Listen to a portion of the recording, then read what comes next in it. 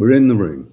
Good morning, everyone. Good morning, coffee moaners, and good morning anybody that's just come over from Instagram. You didn't know actually, Mark, that I was just doing a live upstairs, and I had initially just planned to say hi, and come over and let's talk about the events overnight. But seeing, so many people there, and knowing that a lot of those names were people that do have sympathy with the horror story that's been going on for the 15 months that we've been talking about this. And I was just saying to the guys over on Instagram, this is the most bizarre moment. We're late to coffee moaning because, to be quite honest, the shocking, horrifying statement from Trump and his master, because Netanyahu rules America. Joe was his first little puppy, and this is his second little puppy who's going to, fulfill the final part of the plan. It was so shocking. Just before that, Mark had told me very tentatively, because I wasn't feeling great mental health-wise anyway about the situation, that now Jordan, my father's country, is looking like it's going to be pulled into a nice little war too. So it was a very upsetting night. It was so breathtaking, and my phone is blowing up on my WhatsApp groups with people just devastated and horrified that we've got to a point where somebody can say what he said. And we're going to play it in a minute so people know what I'm talking about. So that's why we're late. I'm trying to control myself, because as a person off the telly, there are always people looking to make me shut up. And I'm not going to shut up. Miss Anne Harriman just said 20,000 children minimum have died in Gaza, and another 20,000 missing. Right? More than all the other wars in the last 10 years in 1 year. So we are not going to shut up, because they have an army boot on their throats in Gaza. And as humanitarians and as people that give a shit about other human beings, there's so many of us that need support and need understanding and need to be able to hold each other's hands and find the next part, how we push through this next part, how we are brave and outspoken. Just think, if you find it hard to say anything because you're scared what people will think, just think, take one child's face and imagine them so long with no food, no electricity, no water, constant bombing. Imagine firework night and how bad that gets. Imagine that. 24/7 for the last 15 months, with at the same time constant drones, 24. Just take one child's face, and you'll be able to find the courage, and you'll be able to find the breath to keep going. We have to be so strong here and now. But meanwhile, right, a lot of it felt like a bloody pantomime to me. Well, so I had for various other reasons. Sorry, I'm breathless. I just have to very quickly do something at the door. I woke up at 3:30 and I couldn't get back to sleep. And of course, all the headlines from America were landing at that point. And one of the most shocking details that before we talk about the shocking details, there's so many shocking details spinning out of the shocking statement from Trump. I think the first thing to say here, just to make us all feel a little bit better, this is total madness. We're not crazy. They're crazy. This is, you are right to feel that the world is being knocked off its axis. This is utter madness. Everything he's suggested, Trump, is beyond insane. It's, before we get to the and I'm assuming everybody here's seen most of it. I'm just worrying somebody, I thought, because that was my fault, because I was impassioned. I just went off and didn't let Mark explain to you. So, I mean, the news is that Trump has essentially said, let's remove everyone from Gaza. America are going to go in and they're going to take control of Gaza. He said that the Gazans are very unlucky people, very, very unlucky people, very unlucky. The place is a demolition site. So I'm just going to play you a clip Yes, from. So I'm going to play them in order because, of course, what they do at the White House is they invited. Let's not forget, Netanyahu is a war criminal and Trump is a felon. Wow. But let's just pause. Multiple felons. Wow. Okay, we've got mugshots for both. Wow. Oh. Okay. So anyway, what they tend to do first, whenever a kind of a dignitary arrives or the leader of a country or a wanted criminal arrives, is they sit in front of a fire, a crackling fire, and they sit with their hands on their laps and they look to the world's press. And don't forget, the world's press that's in the room. But the world's press that's in the room is the world's press that the president of the time is allowed in. So only certain. Is that really like a dictatorship? A little bit. Yeah, a little bit. Otherwise, your pass gets revoked if you ask tricky questions. Oh, God. It was the same with Biden. It's a little bit like a dictatorship. Yes, the same with Biden. This isn't a partisan attack. It's the same with Biden. Don't forget, Biden dropped the bombs to cause the demolition site. And Trump is saying he'll go in and clean up the bombs. Now he's going to go in and clear it up and build a beautiful resort. A Middle East Riviera. A Riviera. Okay. Riviera. Apparently, the New York Times said they would be given the right return. Well, the New York Times was playing with words there because he didn't even say that. He said they could come back and live there. What? Come and buy one of your condos, come by the sea for a couple of mil. They won't be able to afford it. Okay. What was that? Sorry, there's so many comments come up in the end go along. Saudi and Qatar will in the end go along with it. Well, yeah, I mean, I fear so. Yeah. Okay, so here's their little warm, cozy chat by the fire. Keep your eyes pinned on BIBI, the biggest toddler in the world, as he really, I mean, I think a couple of occasions in these clips, he wets his nappy with excitement. Demanding a Palestinian state? No, they're not. No. Are they demanding a path towards a Palestinian state or any other recognition? Everybody's demanding one thing. You know what it is? Peace. We want peace. We want people to stop being killed. But everybody's demanding one thing. Very simple, peace. Would Palestinians have the right to return to Gaza if they left while the rebuilding was happening? It would be my hope that we could do something really nice, really good, where they wouldn't want to return. Why would they want to return? The place has been hell. It's been one of the meanest. The guy on the left is the reason it's hell. One of the meanest, toughest places on earth. And right now, it's. I've seen every picture from every angle, better than if I were there.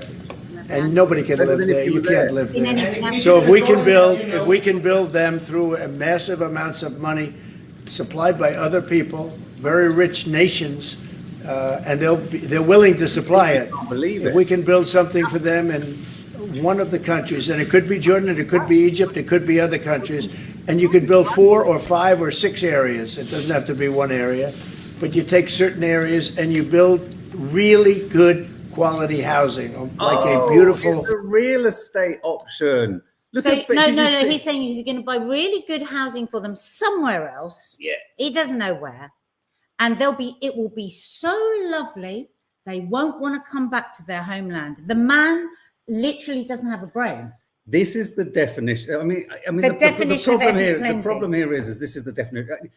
All of us in this, all of us know what this is. This is. If anyone says this isn't ethnic cleansing, well, what I really want to know, and what I'm really keen to hear, and I'm going to actively ask anyone I meet that hasn't said anything publicly about the entire crisis for 15 months because they've been like, it's too scary. This. I want to ask them what, a lot of these people who are too scary to say anything would definitively describe themselves as not pro-Trump. This is the bit that I'm really interested in. This is in the Venn diagram of this bizarre, dark, twisted fucking horror story. In the Venn diagram, there are a lot of people who in no way identify as far-right white supremacists. And they haven't called out this crisis or catastrophe for what it is. But now what you're going to do? So what now what you're going to do? A lot of left-leaning, theoretically, but not able to kind of actually comment on this publicly, find themselves in the Venn diagram, sitting in the same part of the Venn diagram as, get this, not just BIBI, the biggest baby in the world, but Trump, who most of these people in this left-wingish Venn diagram would have been kind of like, Trump is a fucking nutter. Yeah. You're in agreement with him. Yeah. But also, you're in the same group as Ben Gvir, who says Trump is a mastermind. And Putin. So what I Putin. want to And ask Putin. these people, many of them celebrities, many of them so-called journalists, many of them on our broadcasters, so my point I was going to make this morning about LBC was their leading headline at 4 a.m. in the news was this. I don't know. Donald Trump has made an announcement that America will basically rework Gaza, take it over, and make it great again, basically. But LBC described the Palestinians living in Gaza as residents to be moved. Residents, like they may as well have said tenants. Not the population. So they have no right to be there whatsoever, and everyone's saying it out loud. Not the indigenous population. LBC used the language Wow, of LBC. residents. Wow. That's what landlords use. That's what Well, it landlords interested use. me how Trump kept calling it where they've occupied. Where they occupied Gaza. When I first heard it, I thought, is he talking about the Israeli? Oh no, he's talking about the Palestinians. He said the quiet bit out loud, and for many of us, we, as I was just saying on Instagram, we can almost feel in the most horrific, horrible way vindicated. Because this is what we've been saying. Guys. They are going to build beautiful seaside homes on the bones, and there are tens of thousands of bones, because not a single country was allowed to send a single aid person to help get those bodies out. People, it spent weeks dying underneath that rubble, but people are going to buy seaside homes and sit on their balconies and take the breeze and look at the view. Hang on. And there are going to be people, like you said so articulately, Mark, that will not call this ethnic cleansing when this is the brilliant thing about Trump, right? Joe thought all of this too. But Joe kept saying two-state solution, while sending millions and millions of dollars worth of bombs, taking money out of the pockets of the Americans who are having a rough time. Then Trump comes in. He doesn't want any war. He's got Elon Musk staying up all night, just cutting aid here and there. But apparently now there's going to be billions of dollars spent, because that's what it's going to cost. And guess what? The American army is going to go over and clear the bodies and clear the very dangerous bombs. He says there's a lot of dangerous bombs in there. Mark, where do you think they came from? Yeah, no, exactly. The weirdest part of this whole thing is that he sat there describing the absolute hellhole. Anyone who knows the series, if anyone knows the dystopian thriller, The Last of Us, Netanyahu has created hell on earth. And it just is such a curious wraparound that Donald Trump has come into the story like this. I'm a property developer. I'm a property magnate. I'm not going to look at the cause or the effect or the consequence. No. But hey, he literally uses the term Middle Eastern Riviera. And he says a demolition site. So he's talking in the terms of a property developer. I'm sorry to hear that. So that, the demolition site, we're going to rebuild. No, Christopher was saying he was wearing a Palestinian pin in a principally Jewish area in Australia. A flag. Yeah, here we go. Just going to pop this up. I was at my local Westfield to get my scripts and just had a simple Palestinian flag on, and this person spat at me saying, "I don't understand. My God. I'm uneducated." I'm so. I mean, it is ridiculous, isn't it? When you have to be so brave. Oh my God! You have to be so brave to wear a watermelon. How have we got to this? How deeply evil must you be for something like a pin to cause such ferocity of response? Spit at a man in a wheelchair. I mean, my God. I hope you ran over their foot, Christopher.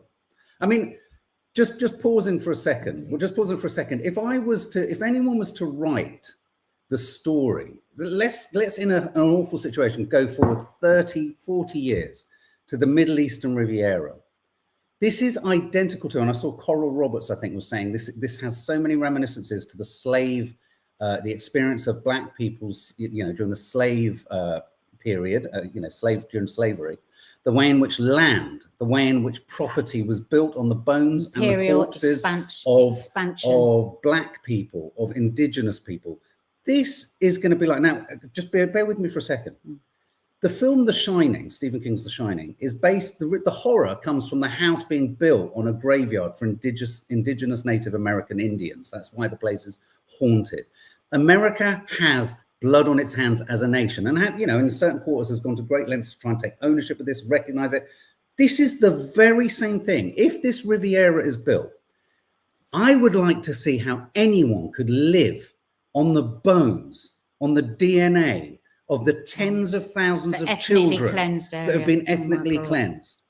Have we ever had a more stark demonstration of a property magnate sat alongside an evil dictator in the form of BIBI, the biggest baby on the planet, sat there describing how they can turn a strip of land into a wealthy strip of opportunity for others, taking homeless people, innocent people, with limbless people, parentless people away, and just go over there. Well, if something doesn't ignite global devastation. Ignition. This is why we always say, don't think Gaza isn't about all of us, because it is. This destabilizes the whole world. Do you think that Egypt and Jordan are just going to take... Jordan is bursting at the seams. This is where I'm from. This is where my father's from. Jordan's bursting at the seams. Jordan's got God knows how many Palestinian refugees living there for decades already with no passports. Jordan's foreign minister. Israel now controls 40% of Jordan's water. I mean, it's absolutely petrifying for my family out there and for everybody else. I'm just horrified. My 92-year-old dad having to hear this today. Well, your 89-year-old uncle sat in our man. Jordan is currently being forced into a... Now, look, listen, let's just pause. The governances and the leaders of various Arab nations are caught in what is literally a catch-22 situation.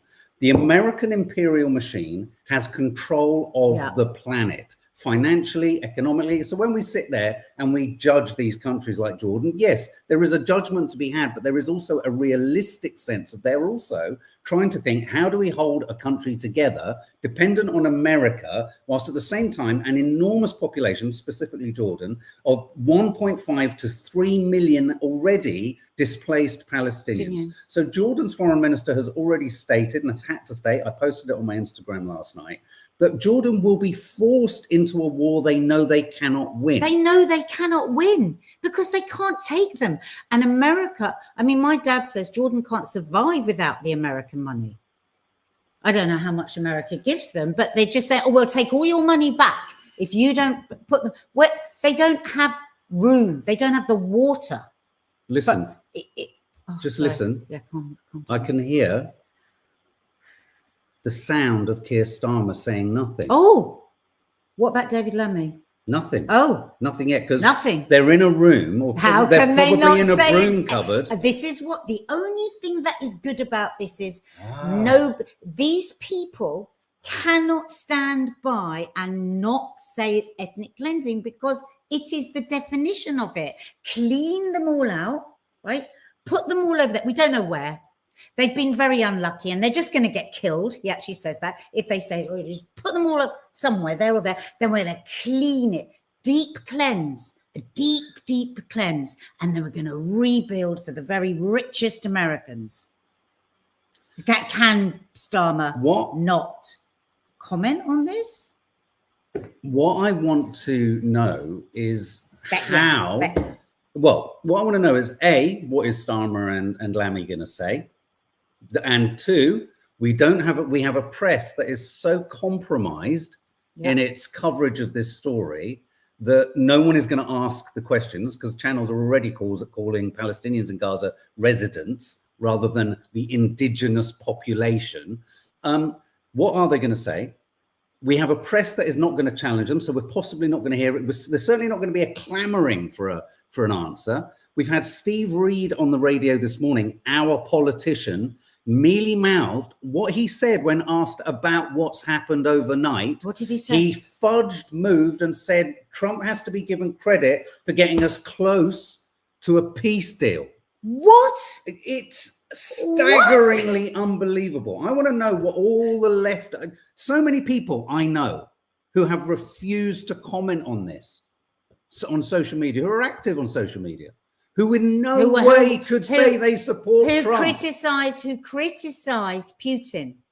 Yes. Because listen, I don't think everybody on social media is obliged to talk about politics. I'm not one of those people that thinks that at all. I genuinely don't, and I don't have rage and anger. I hope that people are plugged in. I'm talking about those who have. But people that will comment about every other dictator and every other horror. Let's not beat around the bush. We have a president who in his first 2 weeks has said he wants to take Greenland. He wants Panama, Canada to become the 51st state. He's going to seize control of the Panama Canal, which, funny detail there, he says it's controlled by China. There's another country involved in that name called Panama. Yeah.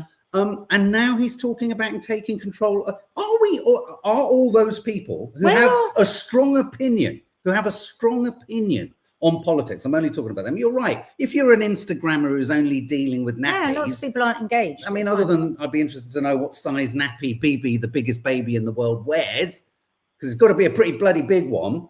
I just want to know why and how you square your conscience with this, having said nothing all the way through this crisis, but can easily point the finger at Putin, quite rightly, for his invasion of Ukraine. Where is the difference? How do you go to bed at night? Because the great thing is you've got real security here, because Trump is a convicted felon. Yeah. And Netanyahu, there are warrants out for his arrest for war crimes that include the most horrific list, right? The Amnesty International has written a detailed 290-page, if it's 294, forgive me, page detailing why what is happening in Gaza is a genocide. So there's a lot of security here. It's okay to say this is terrible now. And I'm just fascinated why people can't. I'm fascinated. What's going on? What's going on? That you can't just go, oh God, don't let me hear about 40,000 children. We're just gonna have an interval where I just want to pop up an AI generated piece of art created by a friend of mine in Berlin, Ninad. This is the truth of the situation. That is great. I also now want us to hear from the UN ambassador, the Palestinian ambassador to the UN. Gave a clear answer. Jordan gave a clear answer, and the answer rejecting displacing the Palestinian people from the Gaza Strip. And also the 6 ministers from Saudi Arabia, from Egypt, from Jordan, from Qatar, from United Arab Emirates and Palestine issued a statement just 2 days ago, not accepting and rejecting any notion of displacement of Palestinians of outside the Gaza Strip. Our country and our home is the Gaza Strip. It's part of Palestine. This is out of question. The Palestinians do not want it. The world community doesn't want it, and you cannot forcefully resettle someone somewhere. The Palestinians suffered so much injustice in their existence that this one, on top of all the others, would be a real shame. So when when there is a vacuum in politics, who comes in? The thing is, if you're going to take away all Jordan's money, if you're going to take away all Egypt's money, or Russia or China are standing there going, "Oh, we'll give you it." Well, we're in the most perverse situation where Russia. The Russian situation in Ukraine is as complicated in many regards, if you look at the history of it, as anything else. But you have admittedly, a country that has gone in and caused atrocities in Ukraine, sitting there, seeing the injustice in this situation. I mean, you know, Well, because they're thinking about how they can shore up their position course, in the Middle of course, East. and there's vested because interest. if Trump's going to take away their money, and these countries can't survive without American money, where else could they get their money from? Now, I want to play this clip because I came across it. I'm going to play a clip now by a guy called Wallace Shawn. Wallace Shawn is a playwright. He's an actor. He's Jewish. And most people will know him as the voice of Rex, the dinosaur in Toy Story. And in an interview over the last 48 hours, I believe could have been with the Hollywood Reporter. This is a subbed down part of the interview. Just consider this interview. Remember, he's Jewish and has a huge profile in America, well-respected and regarded playwright and actor and voice performer in Toy Story. Israelis invaded somebody else's territory. They took people's homes, and they did many of the things that the Nazis did to the Jews, and now they're really doing it. You can't be more evil than what they're doing. They are doing evil that is just as great as what the Nazis did, and in some ways it's worse because they kind of boast about it. Hitler had the decency to try to keep it secret. For some reason, Hitler didn't want people to know he was doing these things to the Jews. The Israelis are almost proud of it, and it's demonically evil. It is. Yeah. You can't be more evil. And anybody who doesn't recognize that it's evil, I can't probably communicate with that person. I don't know how. That might be temporary insanity.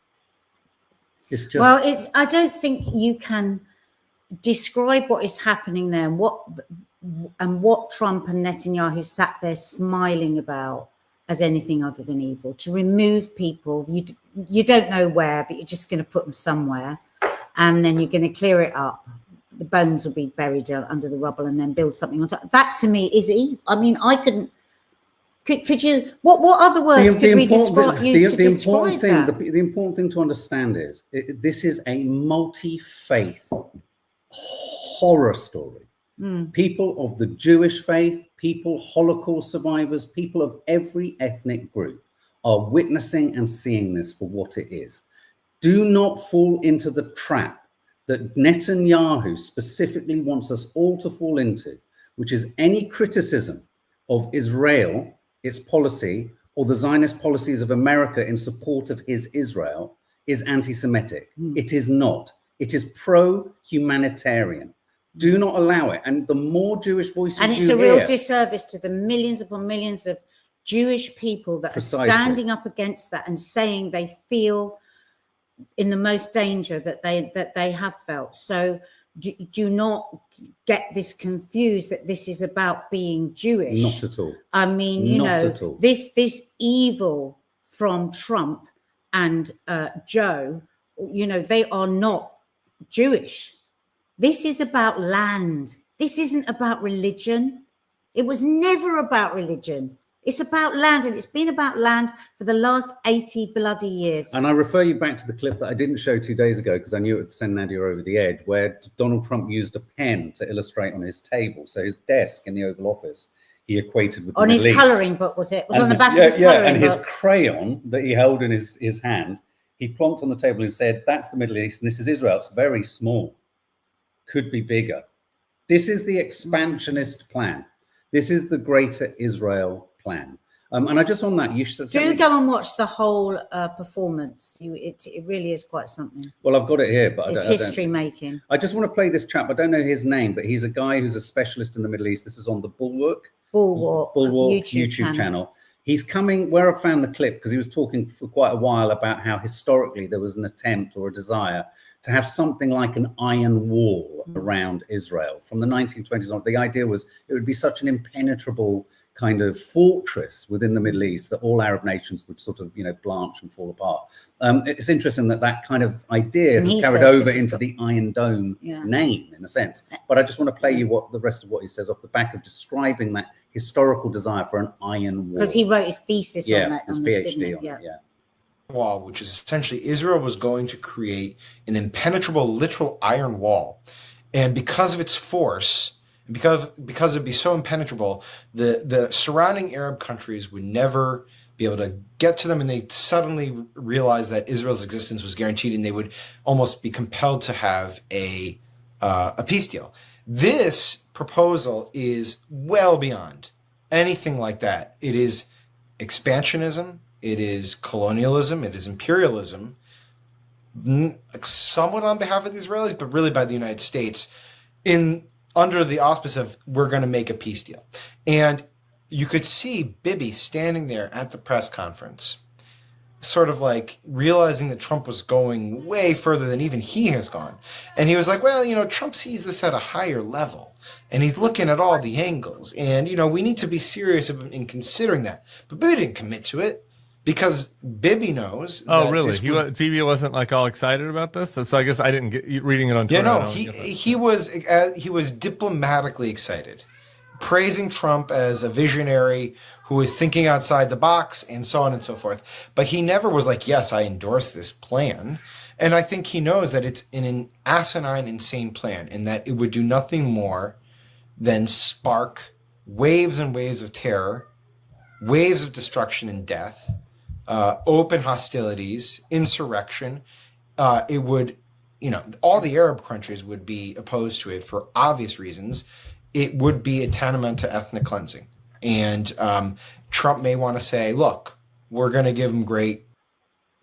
See, I don't agree with him there because he's laid out that plan, Netanyahu. He said they want them out. I mean, Ben Gvir. I don't think he was diplomatically excited, thinking, "Oh my God, this is going to cause." I think he was diplomatically excited, like, "Wow, oh my God, he's going to do all of it." Yeah, I think he couldn't believe his luck. I think he's going to do all of it, but he was a little afraid because what's going to happen next? He didn't want the quiet bit out loud, even though right from day one they did do a lot of the quiet bit out loud. Keith Woodall, Zionism is a 19th century political ideology. Judaism is a 3,000-plus-year-old religion. They're not the same at all. Many Jews are anti-Zionists, absolutely.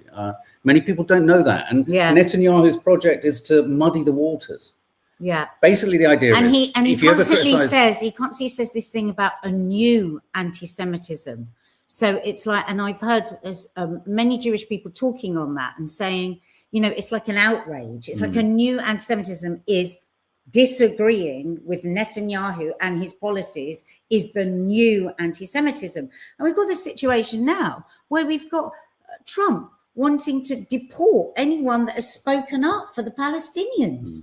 Especially if they're I was listening to an interview today with one of the editors of Haaretz, which is the Israeli newspaper, and he was saying this is unbelievably dangerous. Well, hang on a minute. An Israeli Jew. Has not Haaretz also been banned or prevented or muffled?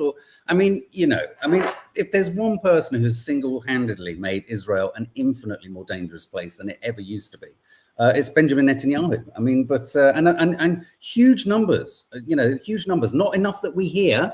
But huge numbers of Israelis feel the same. And they are very limited on what they get to hear. But also, being an Israeli today is very scary.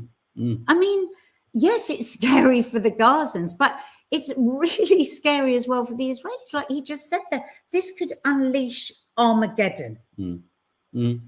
But of course, isn't it interesting? But this is where they've got a wraparound on it. If it does unleash Armageddon from Arab states who cannot believe the ethnic cleansing aspect of it, what will the world's media do to turn that story around? To go, they're all anti-Semitic. Yeah, and they're all terrorists. It's like, I use the analogy of Benjamin Netanyahu running around a playground, poking everyone else in the class, that's the Middle East, in the eye, kicking them, stealing their sweets, hurting them. Then when they're on the floor, breaking their legs, smashing them, then sending letters to their homes and setting their homes on fire, and then standing in the corner of the playground crying his eyes out to the dinner lady who's Trump, saying nobody likes me, nobody talks to me, they're all anti-Semitic. And it's just not on that people will say, oh, you don't want Israel to exist. Nobody's saying Nobody that. Has said that. Everybody is saying a two-state solution. The only people saying that you don't want it to exist are the people that are blowing the Gazans sky high. Yeah, this is the weirdest thing. I'm pleased you said that. So many Israelis have said that if there's a suggestion by anyone that there shouldn't be a two-state solution, the clarion call is anti-Semitism. You don't want the state of Israel to exist, but it doesn't seem like it works the other way round. No. It's all right for far-right Israelis and most of the government and America to say the Palestine mustn't exist. Gaza mustn't exist, and Palestinians can all go and live. Palestinians can all go and live somewhere else. Can everyone post something on whatever social media platform you have access to that has a tag and that Keir Starmer and David Lammy are on? Can everyone and anyone post? I'm sure they have their settings so that they don't get interrupted. And just ask, what's your opinion on Trump's statements? Definition of ethnic cleansing. So a very clear definition was given last night. Yeah. Thank you guys for sticking with us through this, because I know, it's harder when it's not like personal, but I think it is kind of personal, isn't it? Because it's human beings. Oh, look at that. Wanted. Who did that? I did that. Yeah. Thank you for your support. Thank you for listening. Thank you for sharing. For people that are brokenhearted today, like I've got messages here, like Sarah just sent me a message. As I said, we were doing the Stone Coffee Moaning. Thank you. Heading into a meeting, but we'll watch later. I'm still shaking. And so there's so many of us that are deeply wounded by this, because yet again, in front of everybody, the abuse continues and is proudly, voiced. And so far, nothing from our leaders that are also helping by sending the bombs and sending. All I can say is my hunch on this is that it simply cannot happen. And I don't think it will be allowed to happen. The problem with that is, I don't think it will be allowed to happen, and I don't think it can happen. But I'm not confident that they won't try to make it happen. And in the trying to make it happen, God only knows what kind of a horror story could happen there. But I can't help but feel all of this. Hang on, I can't help but feel that all of this is an acceleration to knock out Iran. And I just think that the entire region, Trump can still sit with his stupid piety and hubris and everything and say, I am a peacemaker, if he has Israel there willing to do all the dirty work for him. He can claim, well, we haven't. Do you know, if I'm looking for a pinhole of light, and that's why I'm very depressed that so far Starmer, nobody is coming out and saying, if I'm looking for a pinhole of light, I'm hoping that he has gone so far with this that now people have to voice it. That's my thing. I mean, everything, like you say, can he really? This is going to cost billions of dollars, right? They're tightening their purse strings, aren't they? He thinks, just other people will pay for it, but that's not going to be the case. And Americans, when they get an idea of, he wants to be Mr. Popular all the time. He wants to be Mr. Popular. He came in on a ticket where he didn't want war. This could be the biggest war of all time if he continues on. So I'm hoping that this could bring some clarity. It shone a light on what is actually going on. I'll tell you what, just finally on this, and one could keep Thank you for that, endlessly. by the way, the comment that we just put up. I think that was so sweet that you thought of us last night when you saw Thank you. That was very kind of you.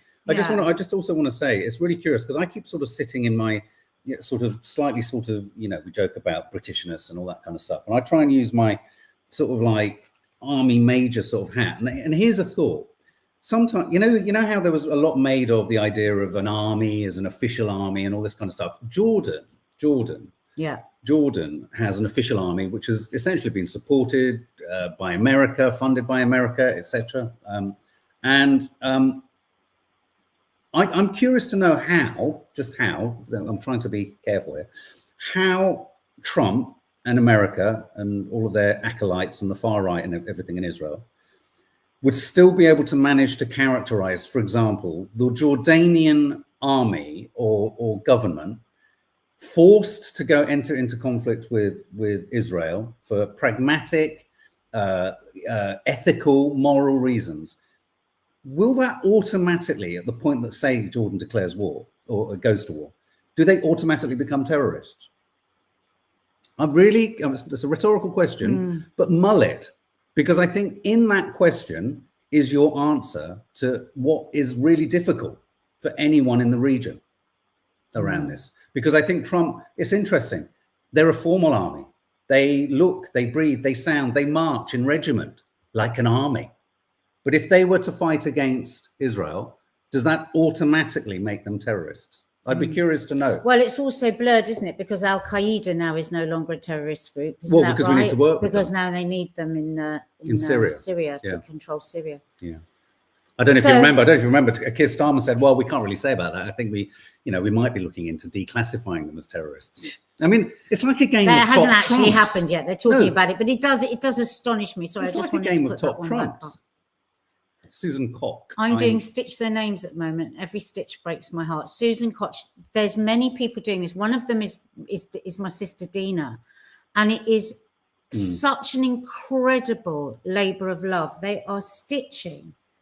I think it's 150 names each, aren't you? In exactly the same font and everything, of names of people that have died. Now, you know, in Gaza they have like 4 or 5 names each. So it's a huge undertaking, and I just wanted to say to you, you are incredible. Every one of you that is doing this, you kind of break my heart because it's such a beautiful thing to do. And Dina's here, 175. Yeah, and Dina's here. Dina's doing it, and it's such a beautiful thing. I keep saying to Dina, bring it over, and I'll do some of them as well, because that thing that you're talking about is about, you know, many people say, well, what's the point? And all that work and stitching their names, and these people are dead, and you know, they're gone. That is those you and people like you that are doing also, like the little charity that I work with, Children Not Numbers. People would say, well, what's the point? There is a point, because you are a humanitarian and you care. You care about people you don't know. Altruistically, you care about people you don't know. Not for any benefit, not for any glory, not for any to widen your group of friends, not to, you do it because you care about people that you don't know.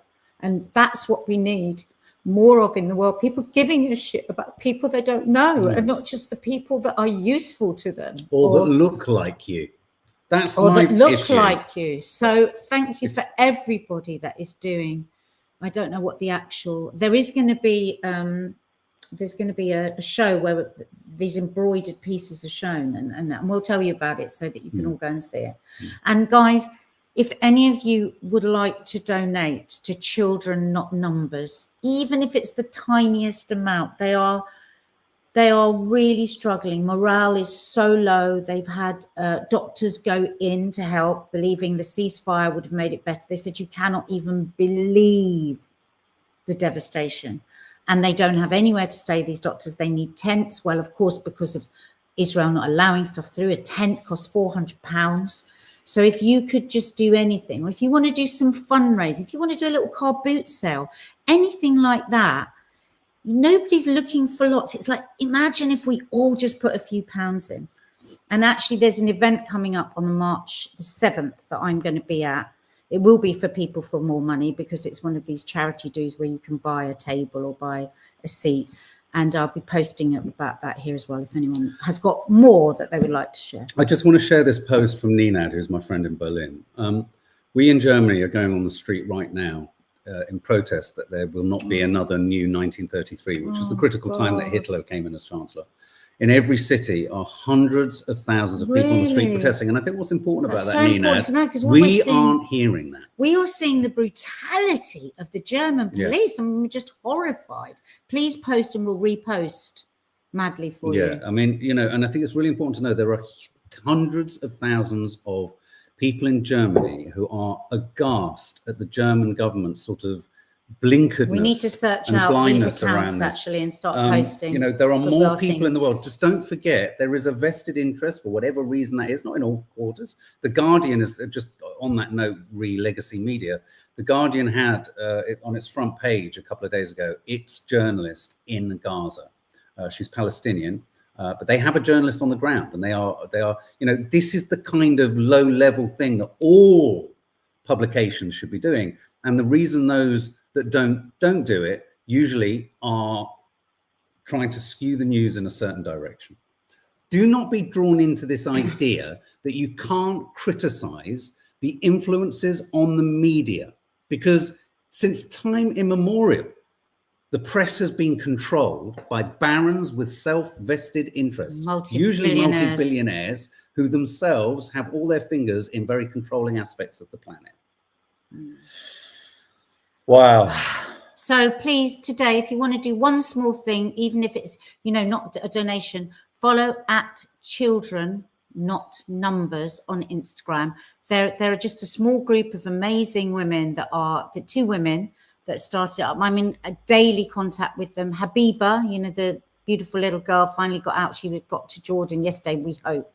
It's an hour's journey, but nowadays it takes 12, 13 hours to get across. Can you imagine when a child is so ill? So, and I know lots of you have supported that.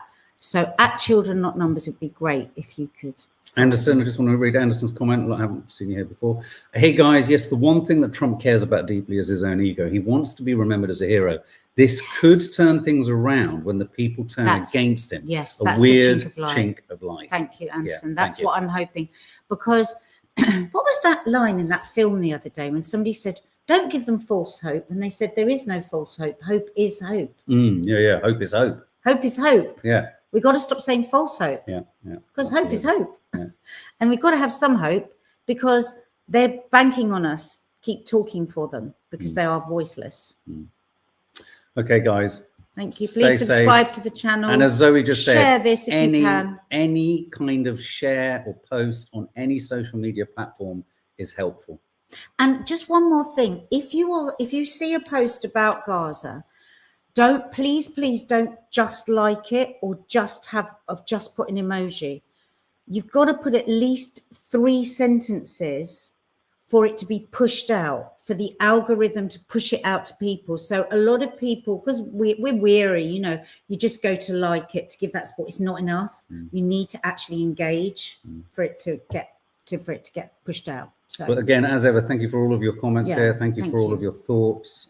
We knew we could feel better talking. Yeah, and we hope it gives you a safe place also to and Christopher, I'm so sorry to hear what happened to you, mate. I'm raging. Yeah. Christopher. Okay, guys, have a safe day. Something will be landing a little bit more lighthearted later. See you, Dina. Get stitching.